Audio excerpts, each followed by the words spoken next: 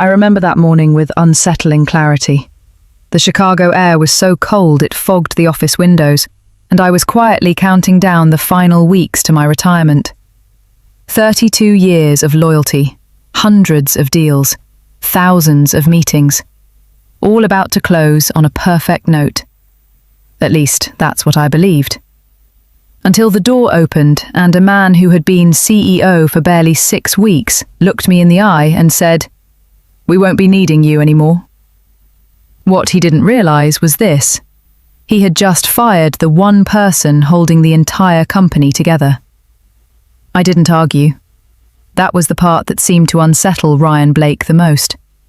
He had probably expected resistance, maybe even a scene. After all, people didn't spend 3 decades building something just to walk away quietly. But I had learned long ago that composure is a form of power, especially in rooms where emotions are often mistaken for weakness. "I see," I said, folding my hands neatly in my lap. "May I ask why the decision couldn't wait another few weeks? I was scheduled to retire at the end of the quarter." Ryan adjusted his cufflinks, avoiding my gaze for a moment. He was young, late 30s maybe, and carried that particular brand of confidence that comes from rapid success rather than hard-earned experience. "We're moving quickly," he replied. "The company needs to shift direction immediately. It's nothing personal." Nothing personal. It never is, until it suddenly is. I nodded once, standing up before the silence could stretch any further. "Then I wish you the best with the transition." For a split second he looked almost confused, like a man who had prepared for a storm and found only still water.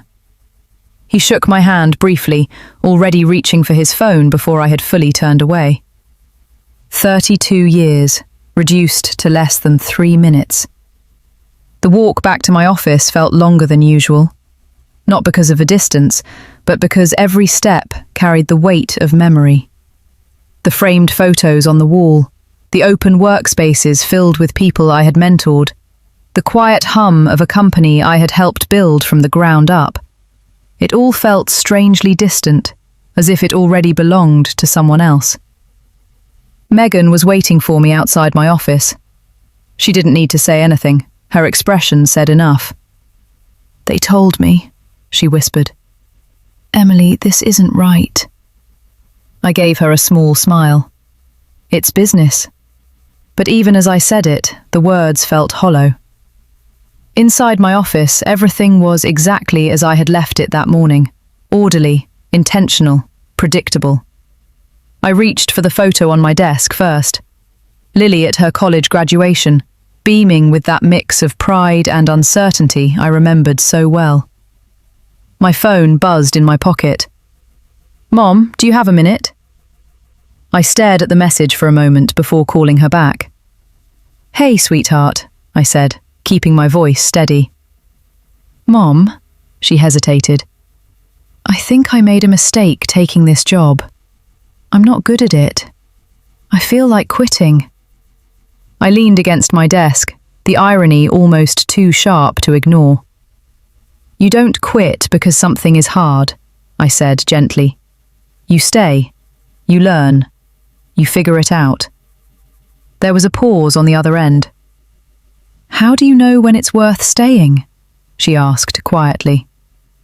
I glanced around my office, at the life I had built and the exit I hadn't chosen.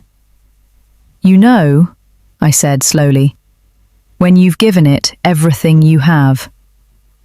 After we hung up, I placed the phone down carefully. For years, I had been the one teaching resilience, patience, endurance. And yet here I was, walked out of my own story without warning, without closure.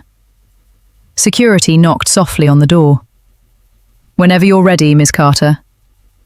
I took one last look around, then picked up the small box that now held the fragments of my career.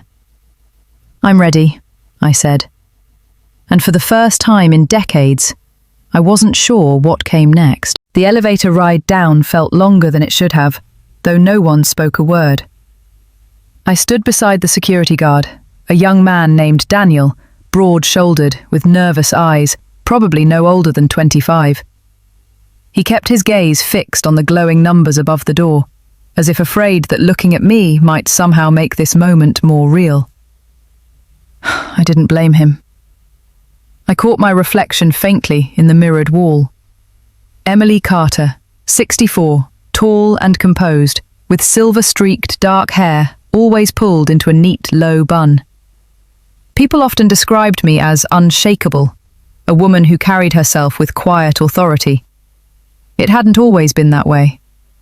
I had learned control the hard way, early in my career, when being a young woman in a male-dominated industry meant that every emotional reaction was used against you. So I had stopped giving people that advantage.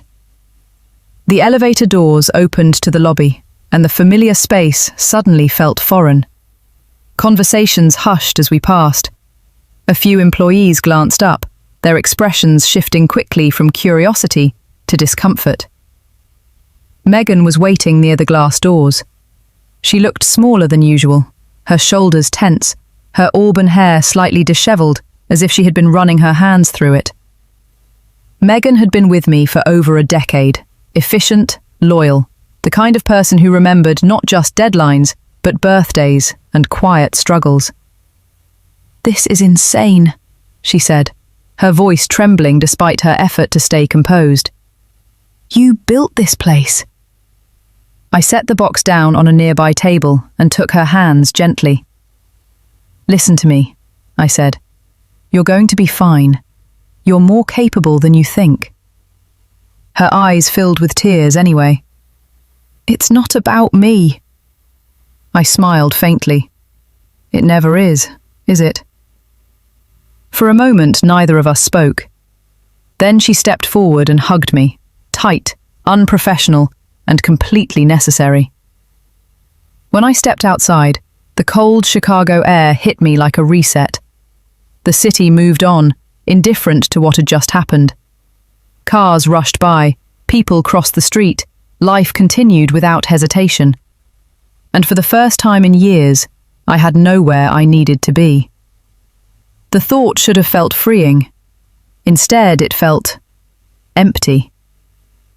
On the drive home, I passed the park where Lily used to play as a child. I remembered missing her school recital because of a last-minute investor meeting.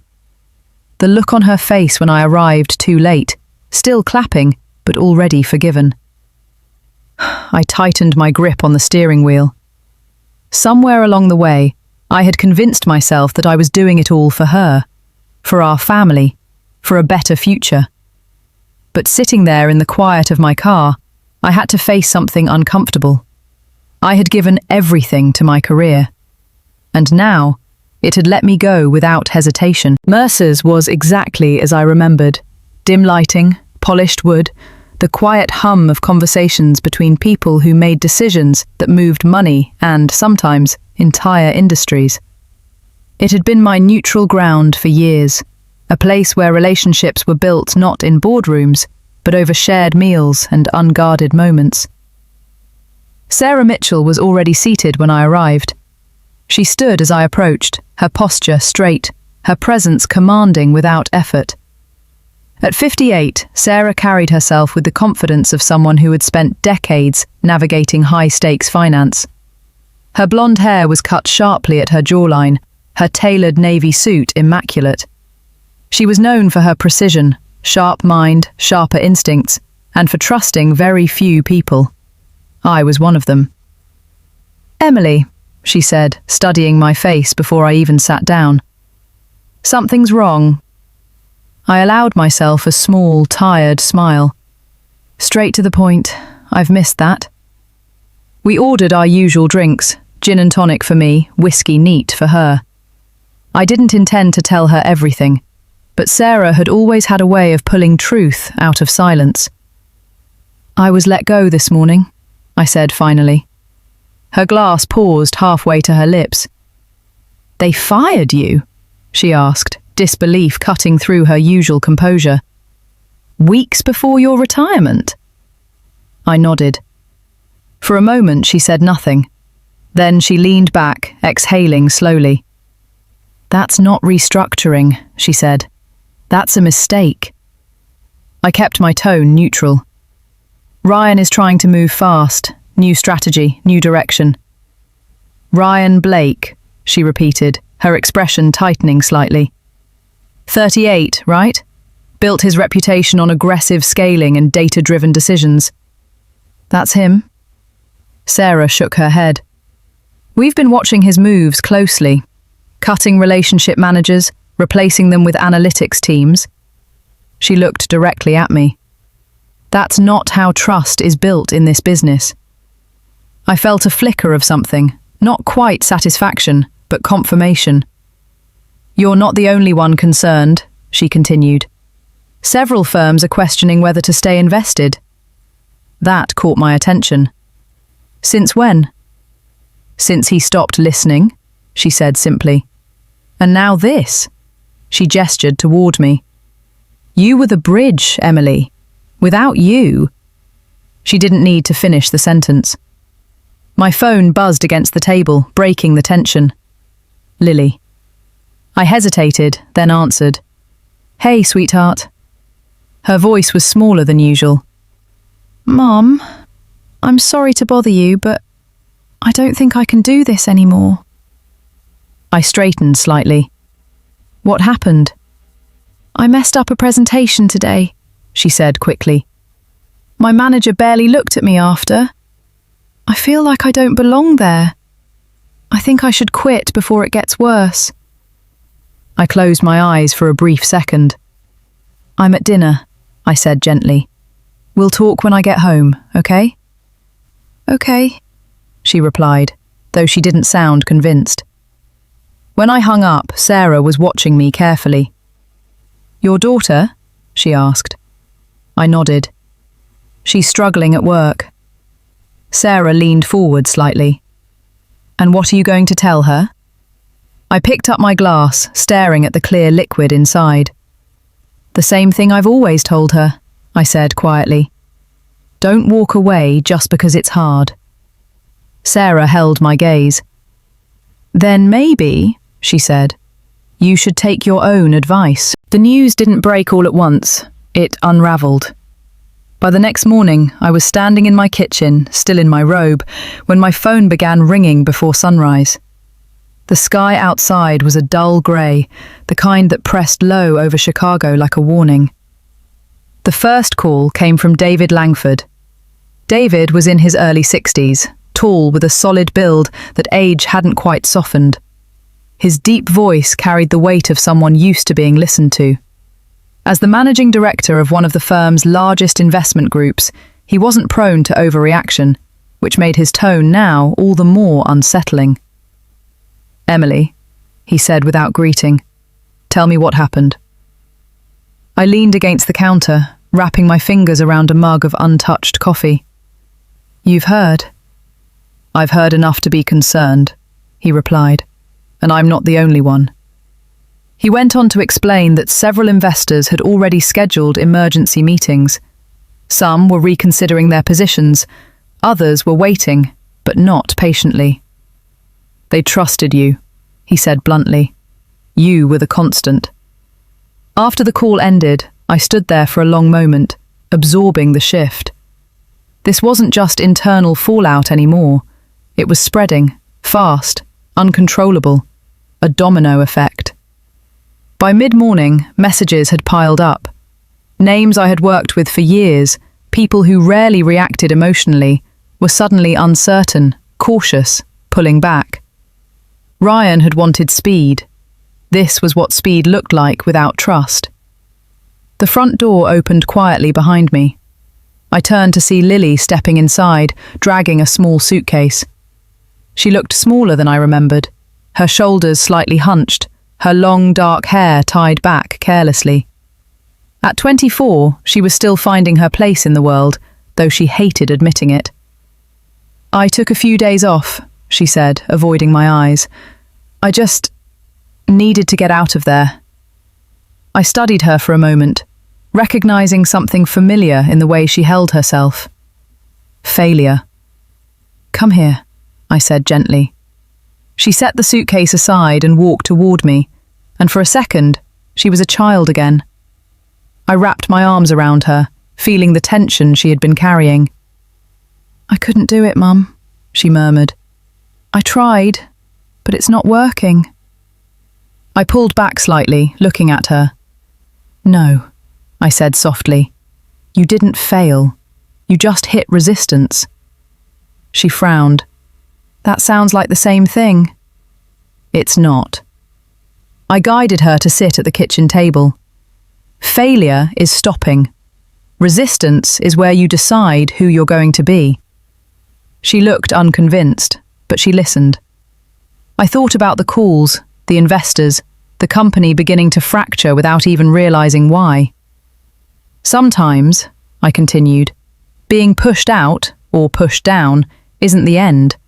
It's the moment before something changes. "For better?" she asked. I allowed myself a small, knowing smile. "That depends on what you do next." The call came just after noon. I had been sitting at the dining table with Lily, going over her presentation slides, quietly helping her restructure her thoughts, the same way I had done for countless junior analysts over the years. She watched me closely, not just listening, but studying how I approached problems. That, more than anything, told me she was ready to learn. My phone lit up again. Unknown number. I hesitated before answering. "Emily Carter speaking." "Emily, this is Richard Halstead." I straightened slightly. Richard was the chairman of the board, mid-60s, lean, always impeccably dressed, with a voice that carried calm authority.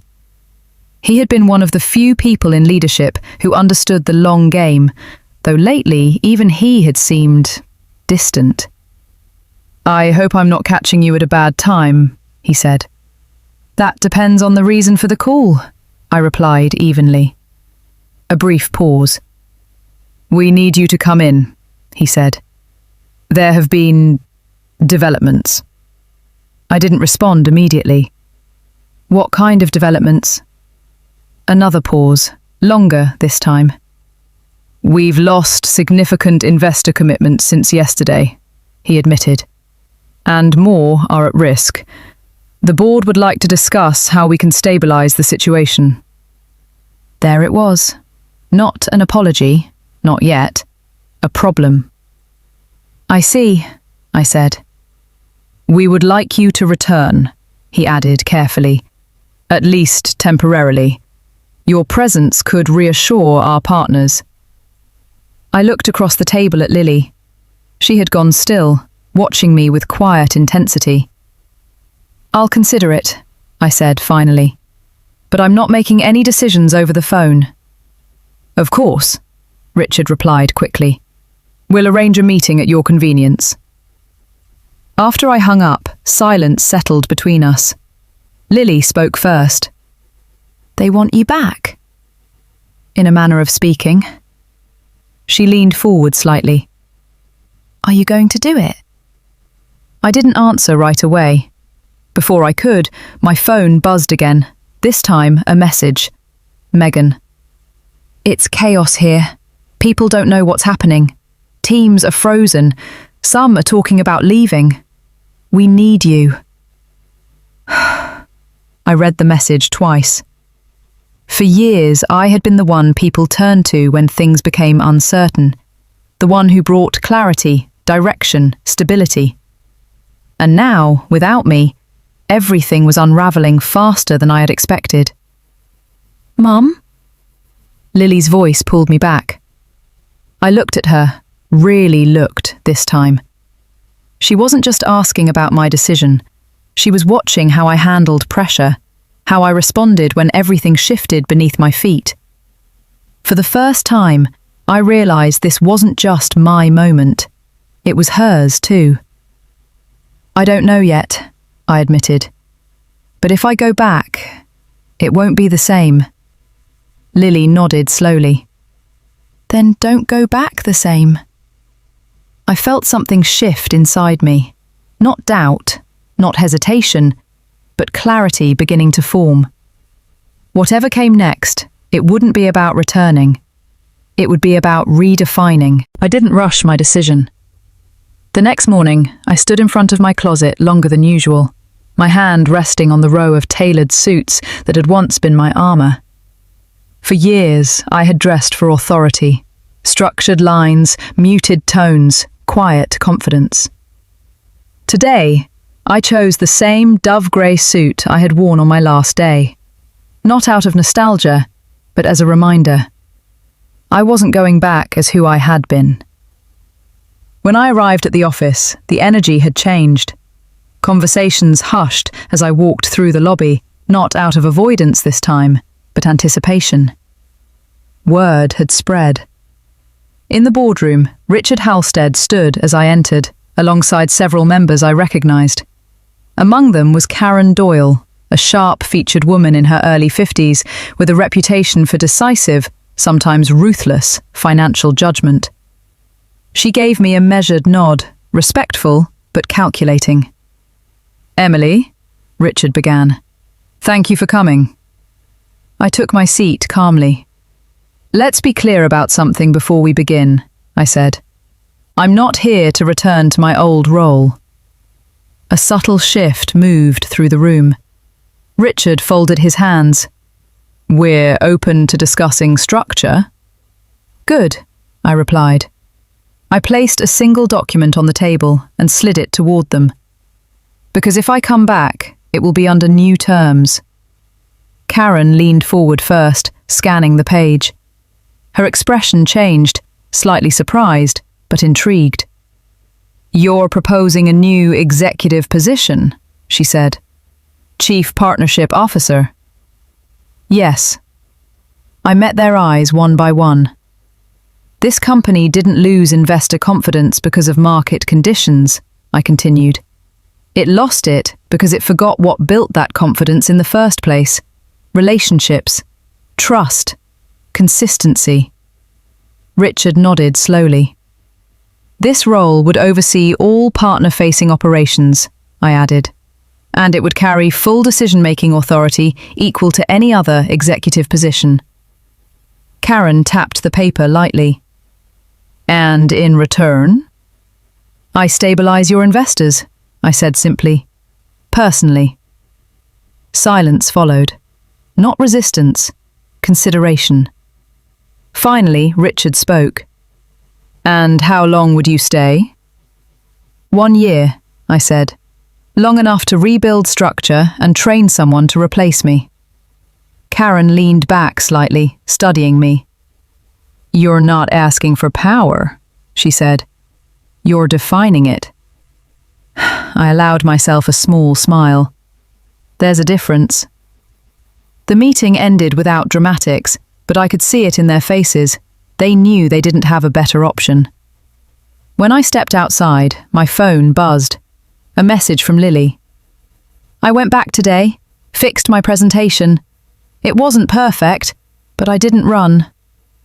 I paused, reading it twice. For the first time in days, I felt something steady return. Not control, not certainty, but alignment. I typed back, "That's how it starts." And as I looked back at the building behind me, I realized something had changed.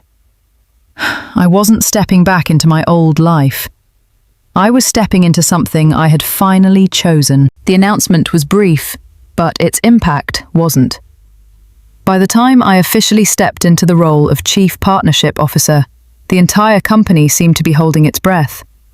Titles didn't matter as much as what people believed those titles meant, and right now, they were waiting to see if I could do what I had promised.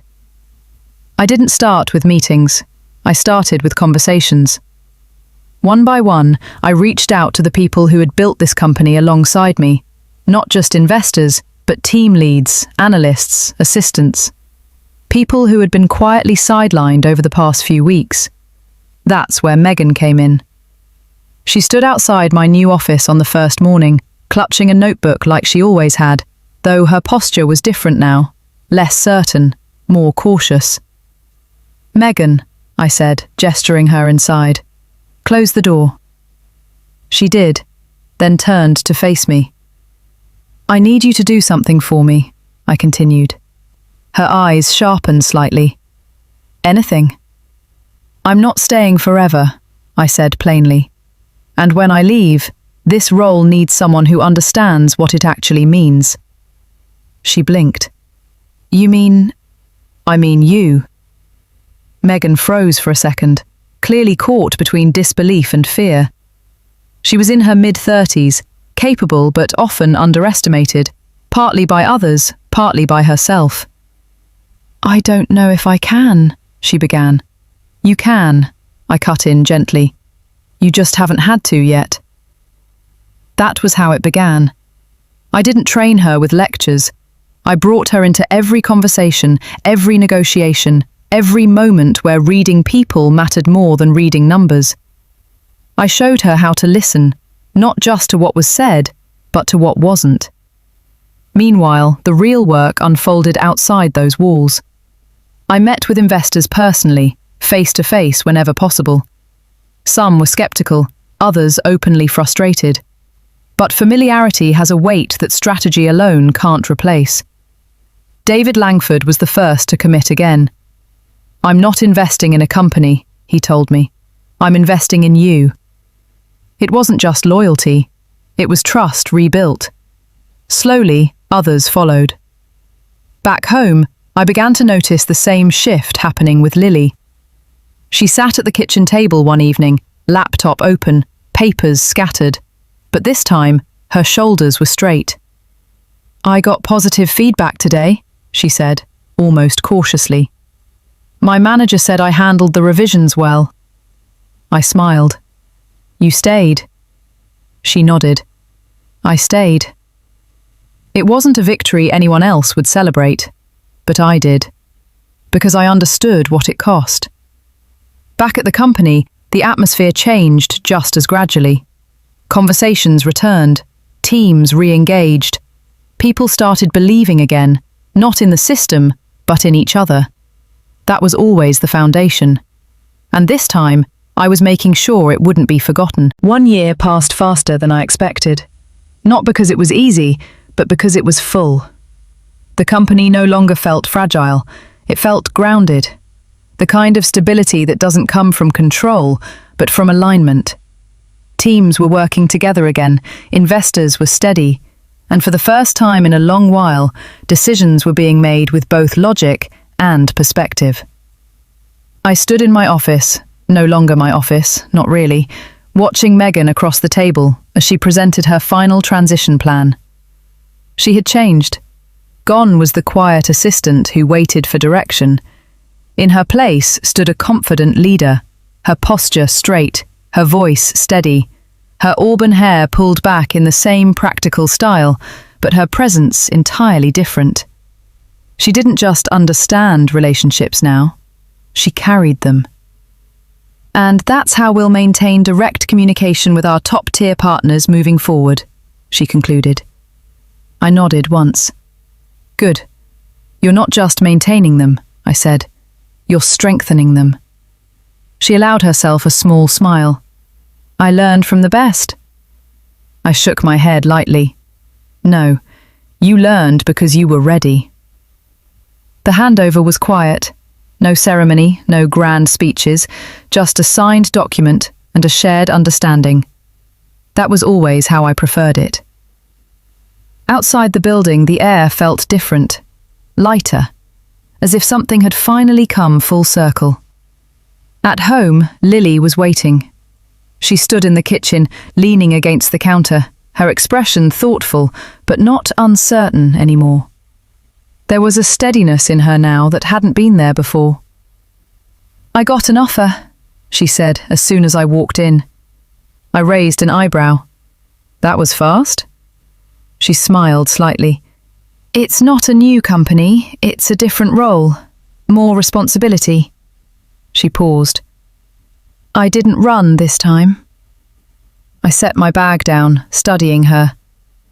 No, I said softly. You didn't. She hesitated, then stepped closer. Thank you, she said, for not letting me quit when things got hard.